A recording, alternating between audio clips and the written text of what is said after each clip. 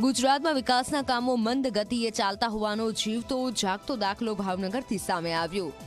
Akwada lake phase 2ના નિર્માણ માટેની સમયમર્યાદા પૂર્ણ થઈ ગઈ હોવા છતાં હજી સુધી માત્ર 30% જ કામગીરી થઈ છે। બાકીની 70% કામગીરી પૂર્ણ કરવા માટે તંત્રએ કોન્ટ્રાક્ટરને 10 માસનો વધુ સમય આપ્યો છે। ત્યારે સવાલ એ થાય છે કે 30% કામ 18 માસના લાંબા સમયમાં થયું તો 70% કામ 10 માસમાં કેવી રીતે થશે? 16 કરોડથી વધુના ખર્ચે અકવાડા લેક ફેઝ 2નું કામ નિર્માણ કાર્ય થઈ રહ્યું છે।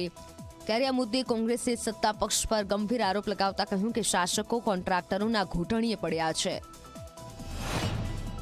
કે ભાવનગરમાં આ કોર્પોરેશનના શાસકો અધિકારીનું રાજ નથી, અહીંયા કોન્ટ્રાક્ટરનું રાજ છે। હું એવું માનું છું કે સ્ટ્રક્ચર એન્જિનિયર ફક્ત 3 દિવસમાં રાજ્ય સરકારમાંથી ગ્રાન્ટ લાવી દે છે, આ પૈસા લાવી દે। મતલબ કોન્ટ્રાક્ટરની તાકાત ભાવનગરમાં નબળી ગુણવત્તાવાળા કામ કરે, સમય મર્યાદામાં કામ ન થાય તો પણ કોન્ટ્રાક્ટરનું ચાલે। આગામી દિવસોમાં આ ઝડપભેર કામ થાય એના માટે જે તે કાર્યપાલક અને કમિશનરશ્રીને સૂચના આપવામાં આવી છે।